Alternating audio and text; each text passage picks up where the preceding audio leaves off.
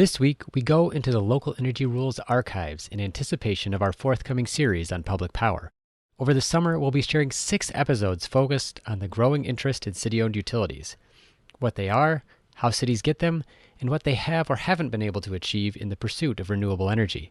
Key to the conversation, municipalization remains, as it has since the time of Franklin Roosevelt, the, quote, birch rod in the cupboard that provides leverage against a poorly performing private utility company. One community that has been using that leverage is Decorah, Iowa. This episode, recorded in 2018 just before a citywide referendum aimed at forming a city-owned electric utility, explains the town's reason for pursuing a city-owned utility, and it previews the uphill struggle to succeed. The measure failed by just 3 votes, but the effort for local self-reliance hasn't flagged. In the run-up to the election, the utility had conducted a study showing that a city-owned utility would not be cost-effective, but withholding data from the city that would have allowed it to contest the figures. The year after the failed Ballot initiative, the utility proposed a 24% rate hike, 8 times what its bogus study had suggested was forthcoming. The city continues to fight to have access to utility system data that would let it contest the utility's findings, a request that is now under consideration before the state's utilities board. Enjoy this show from the archives. We hope it whets your appetite for our forthcoming public power series of Local Energy Rules.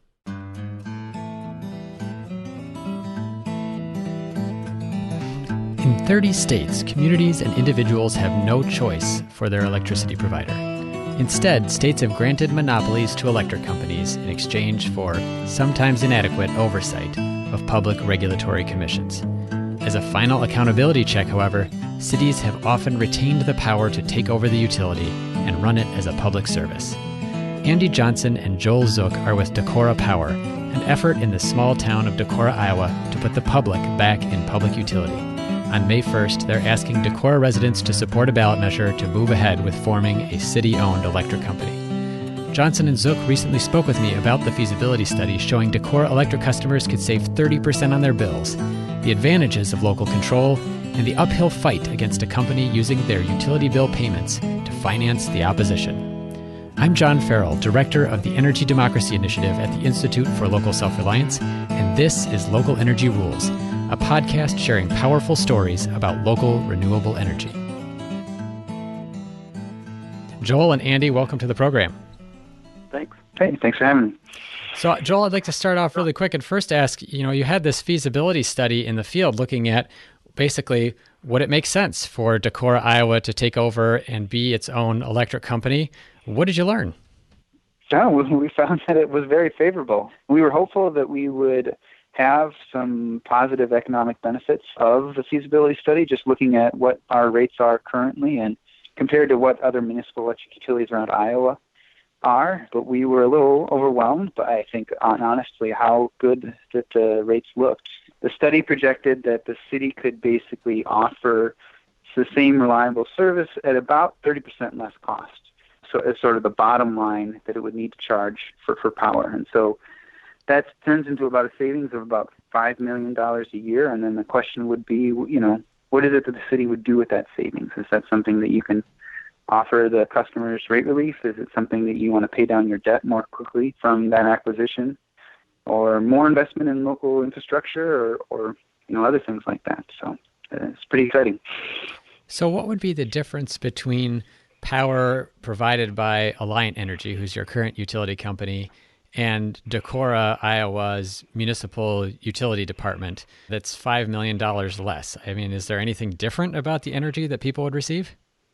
Well, maybe in terms of the actual electrons coming through, I don't think that there would be a difference. The difference is in the ownership structure and how the utility is managed, and the fact that it'd be managed locally, not part of a big investor-owned utility, and that there would be no payments to investors or, in dividends at the end of each year. I think that you'd have a little bit smaller overhead, too, without having to pay millions of dollars to big executives. Andy, do you want to jump in there, too? Yeah, I think there are at least a couple of major categories. One of the categories of savings, obviously, is the profit. Investor-owned utilities are guaranteed a very significant rate of return, which is why they're attractive investments across the country. And, of course, we're all paying that. And when you're a publicly owned, consumer-owned utility, there's no profit being siphoned off out-of-state investors. The other side of it, though, is that large companies, typically people think about as being possibly more efficient and having economies of scale, but that only works when there's a competitive marketplace. And distribution of electricity, retail electricity in many states, including Iowa, is not a competitive marketplace. So the investor-owned utilities, including our current incumbent, has had no competitive pressures to be leaner and more efficient. And so they're very big and possibly quite bloated, and that's what I think the studies that look at municipal utilities, ours and others, find. Many of our peer municipal utilities in Iowa function actually much more efficiently than many of the investor-owned utilities. So, Andy, I'd love to follow up on that notion of competition, because what you have coming up May 1st is, in fact, one way to inject a little competition into your electricity market, which is to say that the city has this option then to take over. Tell me a little bit about what's involved in this vote. You're going to have something on the ballot. Is it a special election for just this issue? And, how many people do you expect to turn out for this out of the voting population? Well, turnout is the $64 million question. We don't know. It is a special election, yes. And so in Iowa, and this process varies by state because electric regulation varies by state, but in Iowa it's a two-part process. Iowa code says if a community wants to pursue this, first they have to hold a community referendum, and if the referendum vote is positive at a 50% level, plus one, then the community can take an application to the Iowa Utilities Board, which is the state regulator, and apply essentially for the exclusive service territory and the right to serve the customers within that territory. So if there's a yes vote on May 1, then the city of Decorah could spend probably a little bit of time further developing that application and eventually apply to the Iowa Utilities Board.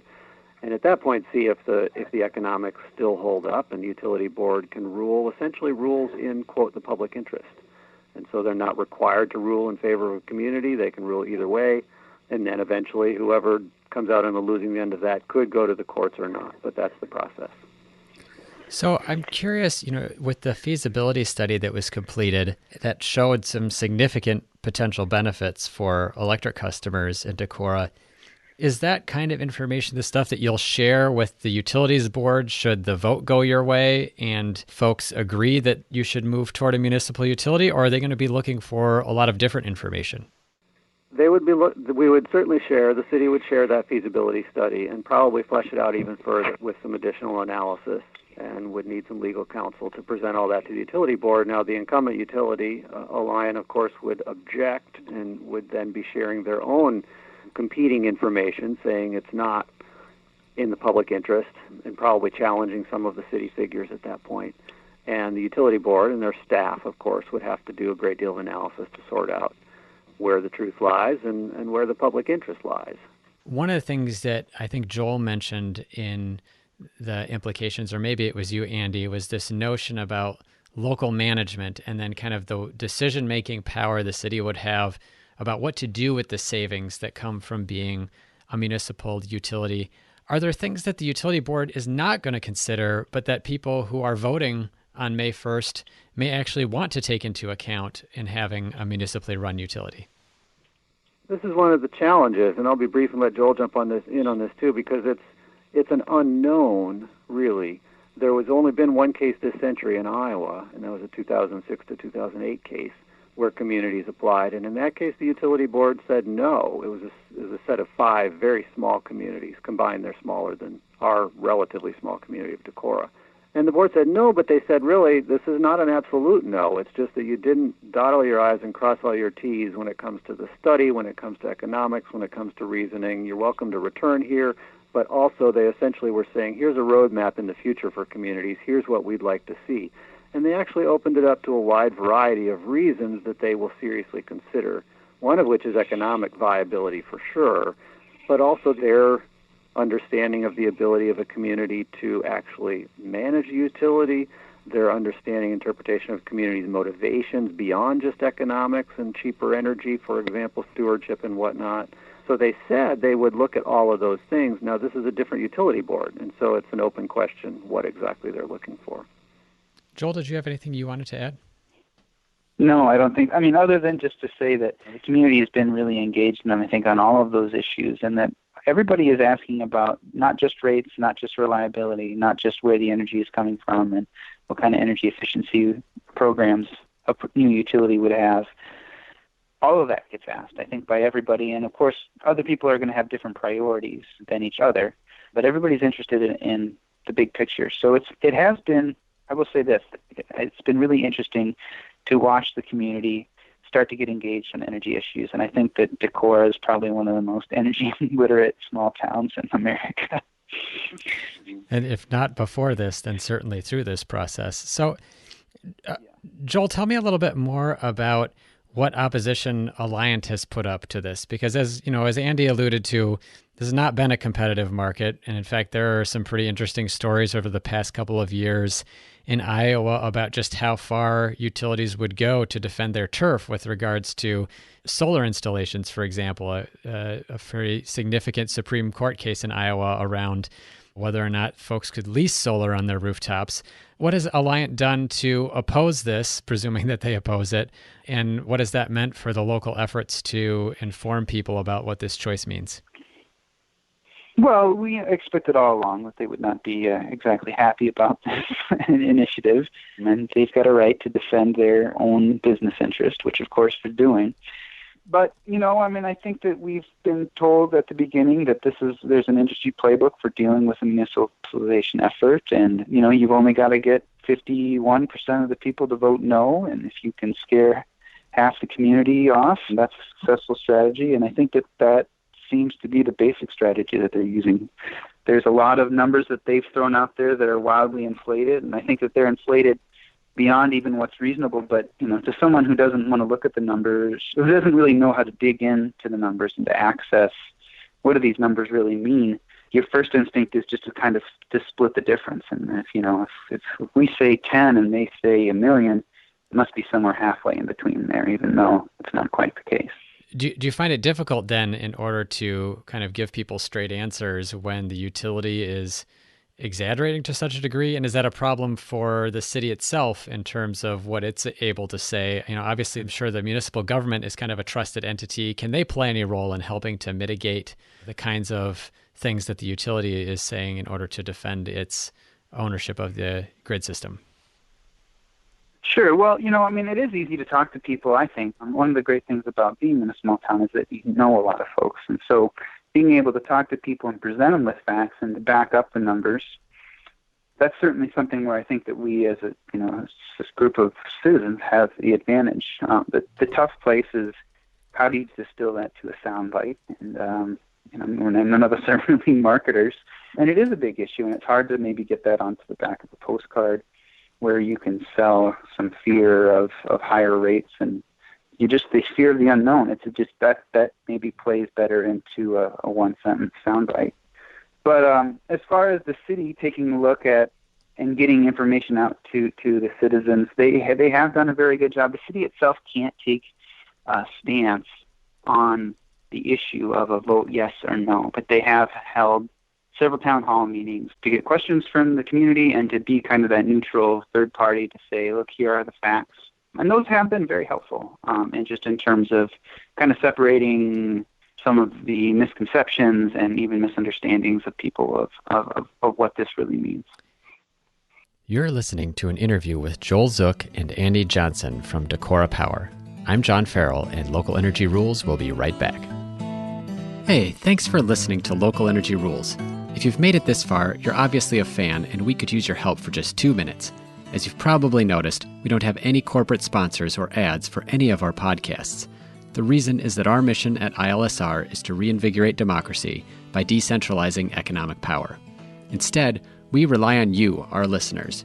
Your donations not only underwrite this podcast, but also help us produce all of the research and resources that we make available on our website, and all of the technical assistance we provide to grassroots organizations. Every year, ILSR's small staff helps hundreds of communities challenge monopoly power directly and rebuild their local economies. So please take a minute and go to ilsr.org and click on the donate button. And if making a donation isn't something you can do, please consider helping us in other ways. You can help other folks find this podcast by telling them about it, or by giving it a review on iTunes, Stitcher, or wherever you get your podcasts. The more ratings from listeners like you, the more folks can find this podcast and ILSR's other podcasts, Community Broadband Bits, and Building Local Power. Thanks again for listening. Now, back to the program. In Boulder, Colorado, which has kind of famously been going through a process of taking over the utility from Xcel Energy since their first ballot initiative back in 2011, they were outspent something like 10-1, the local activists in favor of the city-owned utility compared to Xcel Energy.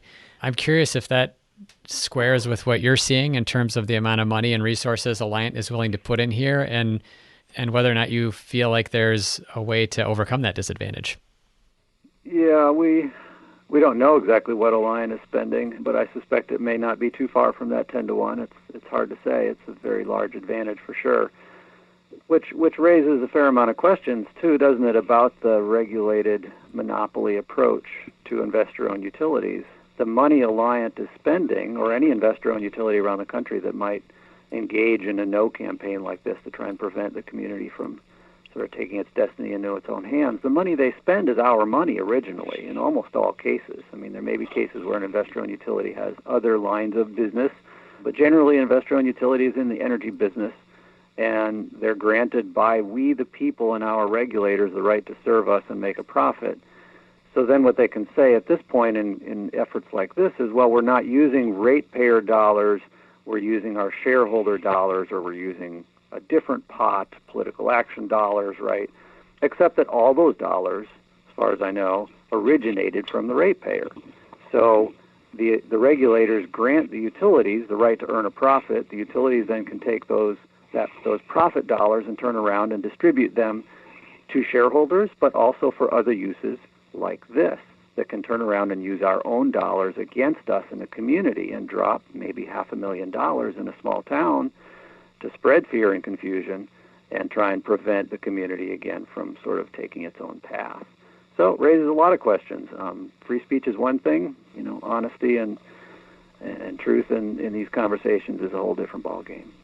Obviously it will be on the morning of May 2nd when you'll be able to look back on this and answer the question about whether or not it was worth it in its entirety. But I'm curious, what you would offer for other communities that are looking at this issue of controlling their energy future and considering municipalization as a method for getting there, whether or not this process has been worthwhile, that even if you don't succeed on the ballot, that you alluded to earlier that you have gotten one of the most energy literate populations in the country. And if there is something in that communities should be excited about, even if they maybe are not successful in moving to a utility system takeover.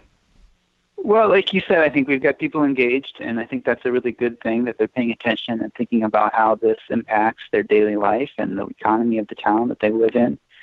I think going forward, we'll still have a long road to go regardless of how the vote comes out. And in terms of thinking about this, one of the things that I'll be interested in is to be watching how the community reacts to Alliance rate increases that they've got planned for the future, that they've already indicated to the Iowa Utilities Board that they have in the works and they're laying the groundwork for. And then also just any changes that they make to their energy efficiency programs. There's still a bill alive in this Iowa State House that would gut the energy efficiency programs that are mandated by the state. And Alliant, at the beginning of this campaign, before that bill had showed up and before they had signed on in support of it, talked a lot about how great their energy efficiency programs are and all the dollars that brought to the community, which is true. There's a lot of good work that is done there. But, in our feasibility study, we left 5% of gross annual revenue into an energy efficiency fund that would be managed, again, locally by the electric utility here that we own as a town. So after that study came out and they saw that we were very serious about energy efficiency and serious about funding it, and after this bill comes up in the state legislature that they're in support of and have signed on to, they really haven't talked a lot about energy efficiency since. A very telling omission. I'll just add to that real quickly, too. Please. The values to the community, I do think are there. I mean, it's a big job to bite off, to do a feasibility study that's high quality, costs quite a bit of money, takes quite a bit of time. So there's that. And then there's engaging in the political process of your city council needs to be friendly enough to say, all right, let's vote, and now this campaign. And the campaign can get very unpleasant. And so people need to be aware of that if they're thinking of going down this road. Part of the awareness, though, this community was very energy aware because many organizations have already been doing a great deal of efficiency here, and we have higher penetration of customer-owned solar than just about anywhere in the Midwest. But the economics have been an eye-opener, I do think, because a lot of folks are still unsure what to believe, yes, but when we realize the amount of energy we all spend, and that in most communities, certainly in the heartland, but most communities across the country, it's a giant sucking sound of dollars leaving our community, essentially, the energy sector, and not coming back. It's year after year after year after year. And so I think this process has awoken a good chunk of folks, the community, to the reality that where those dollars are going and the opportunities to keep them local. And so I think that conversation will not end with this vote. Andy and Joel, you alluded to earlier that it's hard to put these concepts around energy in a soundbite, but, quote, a giant sucking sound of dollars leaving our community sounds like a pretty good way to summarize the fight that you're up against. Well, we wish you the best of luck come May 1st, and thanks so much for talking with us. Thanks, John. And thank you.